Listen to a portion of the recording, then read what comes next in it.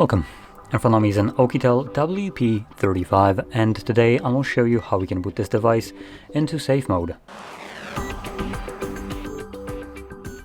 So to get started, you'll want to hold your power button, and from the boot options, once they show up, hold power off. When you hold it, it changes into reboot to safe mode, so we'll confirm it by selecting OK. It will initiate a reboot of the device, and when it boots back up, it automatically boots into safe mode. Now in safe mode, only the pre-installed applications will function, so any app that you have installed yourself will be temporarily disabled, and neither you nor the device can start it up. Obviously this is designed for troubleshooting, and if you don't have any kind of software problems for the most part, then there is really no reason to boot into this mode.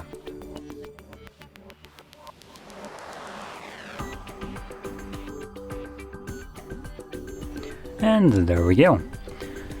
So, if you found this very helpful, actually, before I actually finish this off, let's just go over this quickly. So that was a bit of a brain fart right there, but anyway. So on the second page you can see that we do have a bunch of applications that won't work actually. So any app that looks like this, meaning just gray and monochrome looking, if you try to open it up, it will give you a pop-up, downloaded apps disabled in safe mode. So these are all apps that will not function in this mode. Now that is how you boot into this mode, and once you're done with it and you want to leave it, all you would need to do is hold your power button once more and select restart.